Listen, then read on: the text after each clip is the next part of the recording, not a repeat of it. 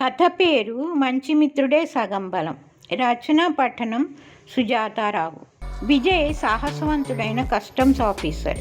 డ్యూటీలో ఎన్నో అవినీతి కేసులు ఎదుర్కొన్నాడు. కానీ ఈసారి అతని ముందుకు వచ్చిన కేసు తనని కలిచివేసింది. విజయ్ పట్టుకున్న స్మగ్లింగ్ రింగ్లో తన తమ్ముడు అక్రమ్ ఉన్నాడని తెలిసి కృంగిపోయాడు. కర్తవ్య నిర్వహణలో బంధుత్వం అడ్డు రాకూడదని నిశ్చయం చేసుకున్నాడు. కానీ కేసు పరిశీలించే ఇంటెలిజెన్స్ వర్గాలు విజయ్ను దోషిగా నిలబెట్టాయి. నిజం చెప్పు, ఈ స్మగ్లింగ్ రింగ్లో నీ తమ్ముడు ఉన్నాడంటే ఈ అవినీతిలో నీకు భాగం ఉండే ఉంటుంది అని విజయ్ను నిలదీశారు. విజయ్ దగ్గర రుజువులు లేనందున ఏమీ చెప్పలేక నలిగిపోయాడు. అధికార వర్గాలు విజయ్కు జైలు శిక్ష వేశారు. విజయ్ మిత్రుడు బలవంతుకి ఈ విషయం తెలిసింది. ఇందులో ఏదో మోసం ఉంది. విజయ్ నిజాయితీపరుడు అయినా మూల కారణమైన స్మగ్లింగ్ రింగ్ను వదిలేసి కర్తవ్య పాలన చేస్తున్న విజయ్కు జైలు శిక్ష వేయడం ధర్మం కాదు అనుకుని ఒకరోజు జైలుకు వెళ్ళి విజయ్ను కలిశాడు. విజయ్, నీకా ఈ శిక్ష? అసలైన స్మగ్లర్స్ను వదిలేసి నీకు శిక్ష విధించడం అన్యాయం, అధర్మం. నేరస్తుడు ఇప్పటికీ బయటే హాయిగా తిరుగుతూ ఉన్నాడు. 100 మంది దోషులు తప్పించుకున్న ఒక నిర్దోషికి శిక్ష పడరాదు అనే సూత్రం అక్కరకు రాలేదు.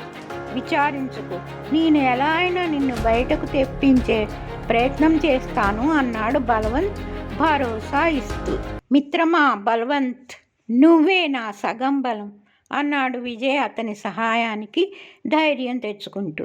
ఇచ్చిన మాట ప్రకారం స్మగ్లర్స్ రింగుపై నిఘా పెట్టి ప్రతి కదలికను గమనించాడు బలవంత్.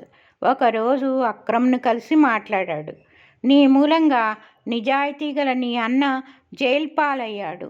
నువ్వు అప్రూవర్గా మారి నీ అన్నను కాపాడు, నిజం చెప్పు అని కోరాడు.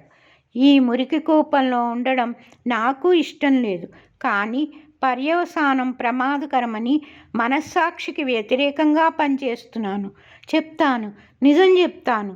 స్మగ్లర్స్ రింగ్ చాలా బలమైనది. విదేశాలలోనూ నెట్వర్క్ ఉంది. రేపు రాత్రే తమ సబ్మెరీన్స్లో విదేశాలకు పారిపోవాలని కుట్ర పన్నారు. చేతనైతే పట్టుకోండి అని వివరణ ఇచ్చాడు అక్రమ్. సమాచారం అందుకున్న బలవంత్ రాడార్ సహాయంతో పారిపోయే స్మగ్లర్స్ రింగును పట్టుకుని నేరస్తులను అప్పగించాడు. బలవంత్ సహాయంతో విజయ్ నిర్దోషణని నిరూపించుకున్నాడు. కడిగిన ముత్యంలా బయటకు వచ్చాడు. జైలు నుంచి విడుదల కాగానే బలవంతును ఆలింగనం చేసుకుని, బలవంత్ నిజమైన మిత్రుడే సగం బలం, జన్మ జన్మలకు రుణపడి ఉంటాను అన్నాడు విజయ్ భావోద్రేకంతో. విజయ్, 100 మంది దోషులకు శిక్ష పడకున్నా ఒక నిర్దోషికి శిక్ష పడరాదు అనేదే నా ధ్యేయం.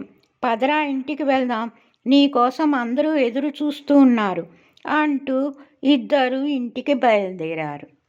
100 మంది దోషులకు శిక్ష పడకున్నా ఒక నిర్దోషికి శిక్ష పడరాదు అనేదే ఈ కథలోని సందేశం.